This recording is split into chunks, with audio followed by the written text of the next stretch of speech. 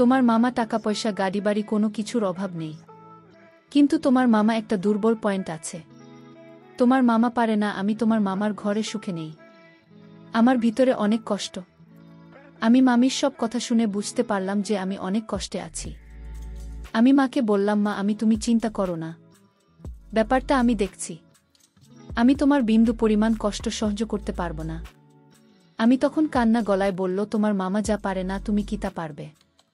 মামির কথা শুনে আমি চমকে উঠে বললাম, মামি তুমি কি বলছো এসব? আমি পারবো না মামি। তখন মামি বলল, আমি কাজের মেয়ের কথা সব জানি, কিন্তু আমি কাউকে বলবো না যদি আমার কিছু কথা অক্ষরে অক্ষরে তুমি পালন করে। তখন নিলয় বলল, ঠিক আছে, আমি তোমার সব কথা রাখব, কিন্তু আমাকে কিছু বলল না। তারপর নিলয় যা করল তা শেষ পর্যন্ত শুনলে আমি গ্যারান্টি দিয়ে বলতে পারি তোমাদের পানি চলে আসবে, নিজেকে কন্ট্রোল করতে পারবে না।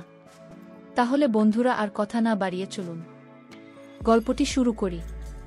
তবে গল্পটি শুরু করার আগে তোমাদের কাছে আমার বিশেষ অনুরোধ, তোমরা অবশ্যই আমার চ্যানেলটি সাবস্ক্রাইব করে পাশে থাকা বেলাল বাটনটি অন করে রাখবেন, কারণ তোমাদের জন্য রাত জেগে অনেক কষ্ট করে আমি ভিডিও তৈরি করি। পড়াশোনা শেষ করে কিছুদিন হয় বাসায় বসে আছি। অনেক স্বপ্ন ছিল যে শাকিব খানের মতো কোনো নায়ক এসে আমাকে বিয়ে করে তার বাড়ি নিয়ে যাবে। অবশ্য এসব যে শুধু সিনেমাতে মানায় তা আমার বিয়ের দায় প্রমাণিত হল, কারণ আমার মা বাবা বিয়ের জন্য এক বড়লোককে খুঁজে এনে দিল। আমারও পোড়া কপাল ভেবেছিলাম নায়কের কথা, আর এখন তো দেখি বুলাদা। যাই হোক বন্ধুরা, সময়মতো আমার হবু স্বামী আমাকে দেখতে এলো তার কিছু কাছের বন্ধু এবং তার বোনের ছেলে নিলয়কে নিয়ে। বন্ধুরা, যদি সম্ভব হতো তাহলে আমি তার বোনের ছেলেকে বিয়ে করে ফেলতাম, কারণ তাকে আমার খুব পছন্দ হয়েছিল। তবে সেটা সম্ভব না, কারণ সে তো আমার বয়সে ছোট। আমার স্বামীর নাম লোকমান দেওয়ান। তার বিরাট এক ব্যবসা আছে। কম করে হলেও 10 থেকে 15,000 মানুষ তার আন্ডারে কাজ করে। তার কোনো রকম টাকা পয়সার অভাব নেই, আর হয়তো এটাই মূল কারণ তার সাথে আমার বিয়ে। অবশ্য এতটা বয়স্ক নয়, তবে সে একটু দুর্বল প্রকৃতির মানুষ। সময় পার হলে যা হয় আর কি। যাই হোক বন্ধুরা, ধুমধাম করে আমাদের বিয়েটা হয়ে গেল। বিয়ের পর বাংলাদেশের এমন কোনো জায়গা ছিল না যেখানে আমরা বেড়াতে যাইনি। টাকার অভাব না থাকা এসব নিয়ে কখনো সমস্যায় পড়তে হয়নি আমাদের। যাই হোক, ঘোরাঘুরি শেষ করে অবশেষে আমরা বাসায় ফিরলাম। আমায় উদ্দেশ্য করে নতুন বাসা কেনা হয়েছে, তাও আবার শহরের ভিতরে। এখান থেকে সবকিছুই কাছে, যে কোনো সময় ইচ্ছা করলে যে কোনো জায়গায় যাওয়া যায়। আমার স্বামীরা ছিল মাত্র 2 ভাই বোন। সে এবং তার একটা বোন আছে। তার ছোট বোনকে সে খুব ভালোবাসে, আর তার থেকে বেশি ভালোবাসে তার বোনের ছেলে নিলয়কে। ওই যে বলেছিলাম আমার বিয়েতে এসেছিল সেই ভাগিনা। বোনের ছেলে আমার স্বামীর চোখের মণি। উঠতে বসতে যেখানে পারে তাকে নিয়ে ঘুরে বেড়ায়। শুধুমাত্র আমাদের হানিমুনের সফরের সেবাক পড়ল, তবু তার যদি সম্ভব হতো তাকেও নিয়ে যেত। ভাগিনা এবছরই এসএসসি পরীক্ষা দিয়ে পাশ করেছে, ভালো কলেজে পড়বে।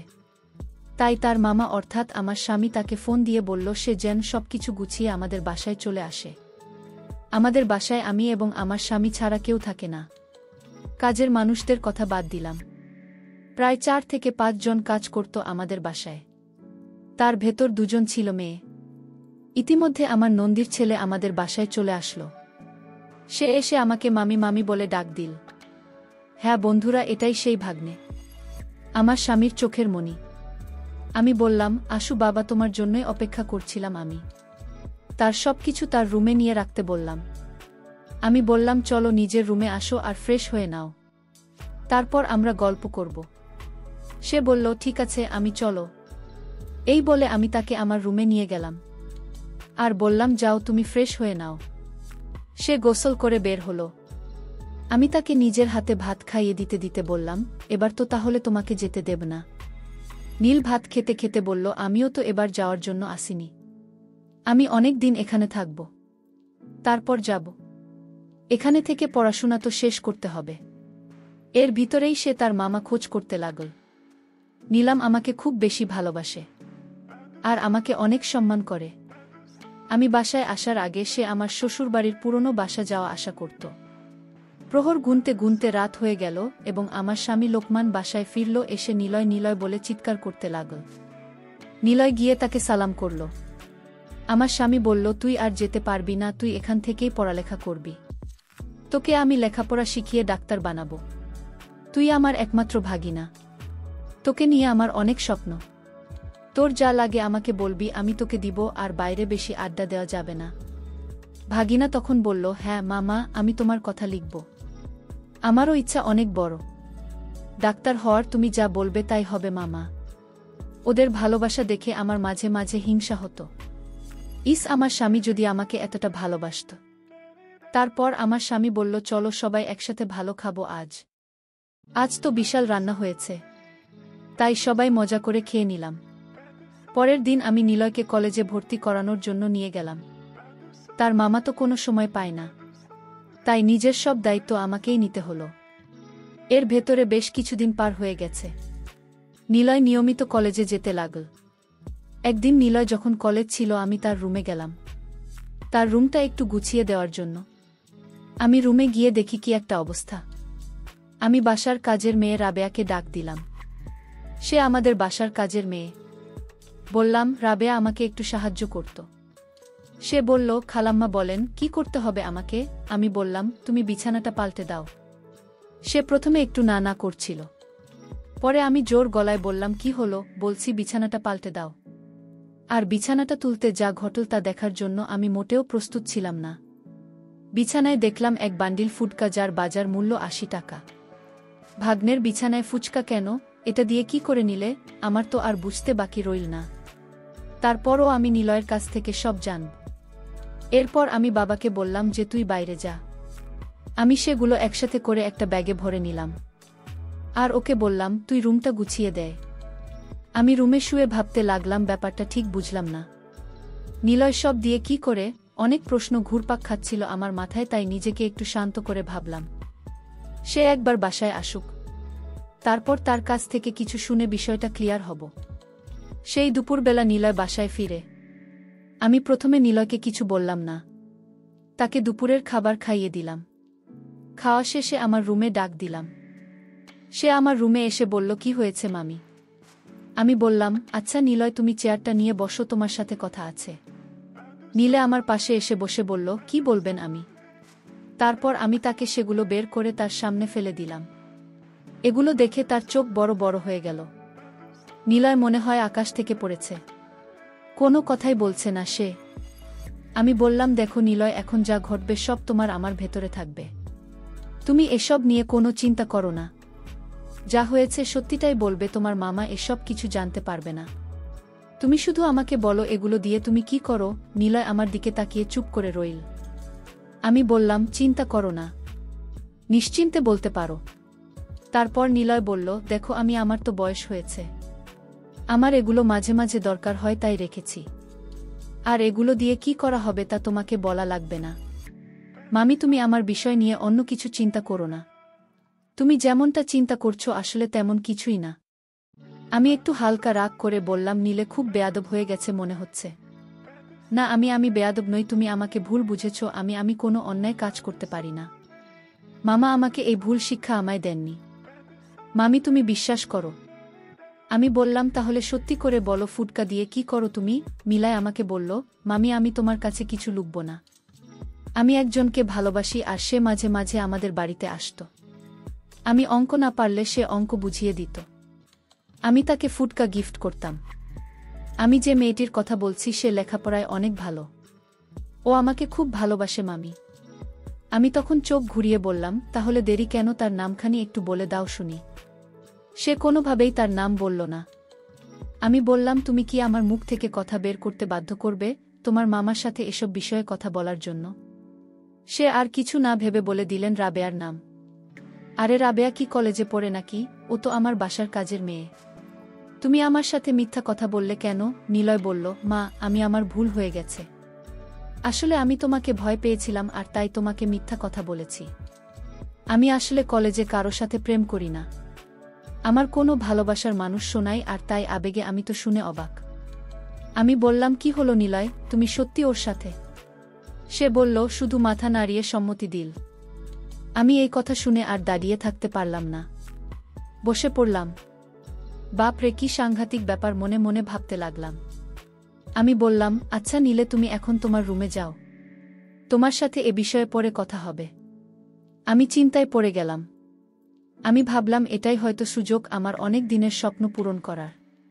তার রুমে গিয়ে বললাম, এই নাও নিলয়, তোমার বিছানায় পড়ে থাকা মহামূল্যবান জিনিস।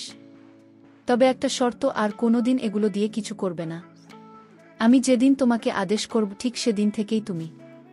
সে মাথা নাড়িয়ে সম্মতি জানাল। নিলয় বলল, মামি, তাহলে আমি এখন কি করব? তুমি সব ফেলে দিও। আর এগুলো তো আমার আর প্রয়োজন নেই। এই জিনিসগুলো ঘর থেকে ফেলে দেই আমি তাহলে। আমি বললাম, আরে না, ফেলতে হবে না। তাহলে কি করব? আমি বললাম, আগামীকাল রাতে আমি সব বলবো। নিলয় বলল, ঠিক আছে মামি। পরের দিন রাতে আমি খাওয়া দাওয়া শেষ করে নীলেকে বললাম, আমার রুমে আসার কথা আছে। নিলয় আমার কথা শুনে আমার রুমে এলো। আমি বললাম, দাঁড়িয়ে থাকতে হবে না, চেয়ারটা নিয়ে বসো। নিলয় আমার কথা মতো চেয়ার টেনে নিয়ে বসল। আমি বললাম, তুমি যে ঘরের ভিতরেই বা যে জিনিসগুলো রাখো, তোমার মামা জানলে কি হবে? একবার কি ভেবে দেখেছ? নীলা বলল, মা, তুমি তো শুধু দেখেছ, আর কেউ তো জানে না।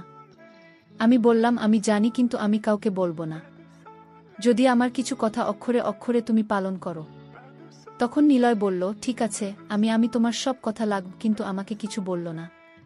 তাহলে মামি বলল, তোমার কি এমন কথা অক্ষরে অক্ষরে পালন করতে হবে? বন্ধুরা, ভিডিও মাঝখানে একটা কথা বলতে চাই, আমি তোমাদের আনন্দ দেওয়ার জন্য খুব কষ্ট করে ভিডিও বানাই। তাই তোমাদের কাছে অনুরোধ থাকবে, অবশ্যই এই ভিডিওটি দেখে একটি লাইক করবে এবং চ্যানেলটি সাবস্ক্রাইব করে পাশে থাকবে।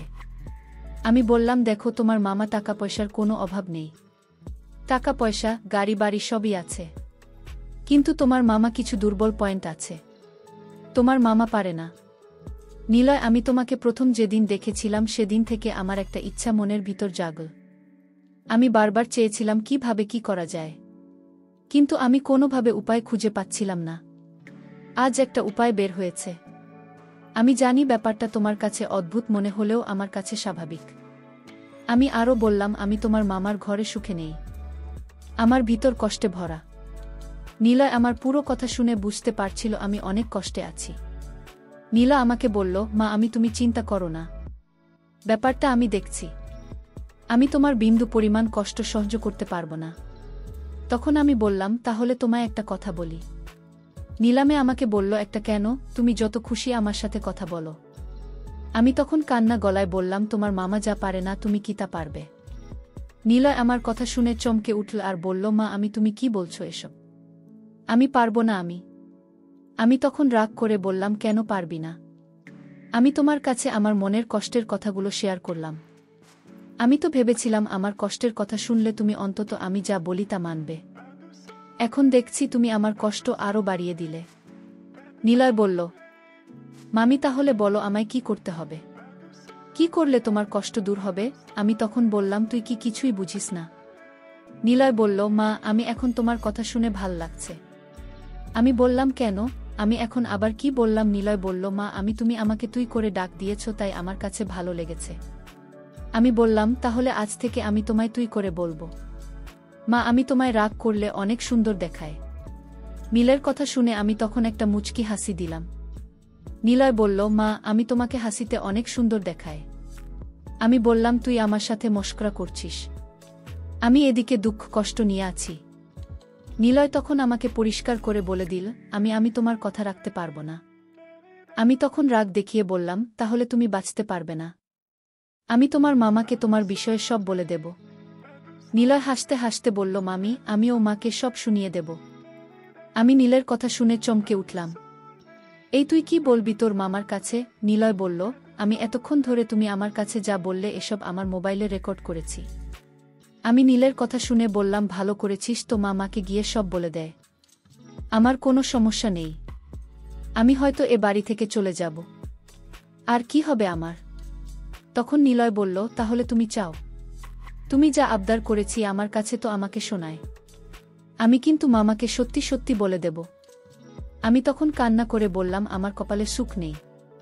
নীলামে আমাকে বলল, মা, আমি তোমার অভাব আমি বুঝি। তোমার কোনো ছেলে মেয়ে নাই, তাই তো? মা, তুমি আমায় অন্য রকম দৃষ্টিতে দেখো না। তুমি কি করে ভাবলে আমি এসব করব? আমি ছোটবেলা থেকে মায়ের আদর পাইনি। আমি তোমাকে মা ভেবেছি। তুমি আমার মা। আজ থেকে তুমি আমার মা। আমি জানি তোমার কোনো সন্তান নেই। আজ থেকে আমি তোমার সন্তান। নীলের কথা শুনে আমার চোখ দিয়ে পানি পড়ছিল। আমি বললাম, এখন আমার কাছে মনে হচ্ছে এই পৃথিবীতে আমার চাইতে সুখী মানুষ আর কেউ নেই। আরে বাবা, আমার কাছে আমাকে মা বলে ডাক। সুপ্রিয় বন্ধুরা, আজকের গল্পটা এখানেই শেষ করলাম। ভালো লাগলে চ্যানেলটি সাবস্ক্রাইব করে পাশে থাকবে।